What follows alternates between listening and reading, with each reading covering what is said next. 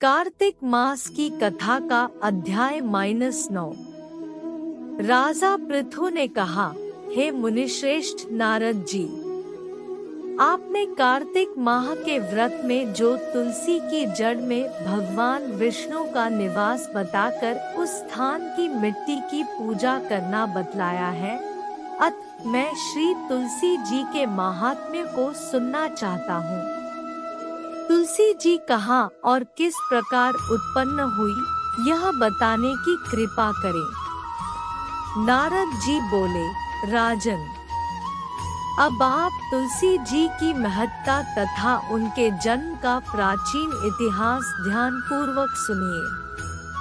एक बार देवगुरु बृहस्पति और देवराज इंद्र भगवान शंकर का दर्शन करने कैलाश पर्वत की ओर चले, तब भगवान शंकर ने अपने भक्तों की परीक्षा लेने के लिए जटाधारी दिगंबर का रूप धारण कर उन दोनों के मार्ग में अवरोध उत्पन्न किया। यद्यपि वह तेजस्वी, शांत, लंबी भुजा और चौड़ी छाती वाले गौर वर्ण अपने विशाल नेत्रों से युक्त तथा सिर पर जटा धारण किए वैसे ही बैठे थे, तथापि उन भगवान शंकर को न पहचान कर इंद्र ने उनसे उनका नाम व धाम आदि पूछते हुए कहा कि क्या भगवान शंकर अपने स्थान पर है या कहीं गए हुए हैं।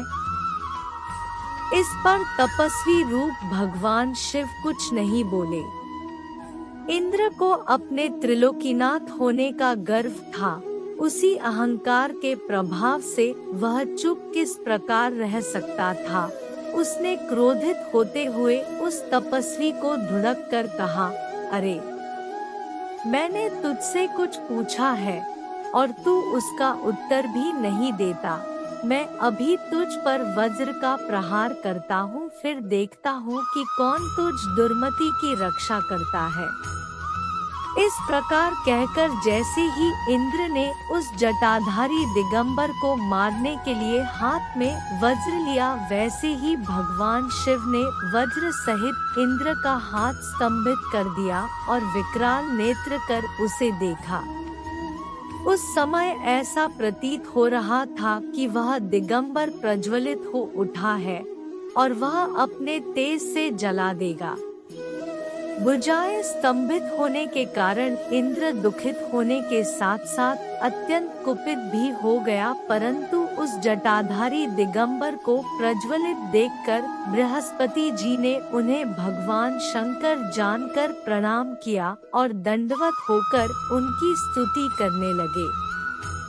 बृहस्पति भगवान शंकर से कहने लगे, हे दीनानाथ, हे महादेव, आप अपने क्रोध को शांत कर लीजिए और इंद्र के इस अपराध को क्षमा कीजिए।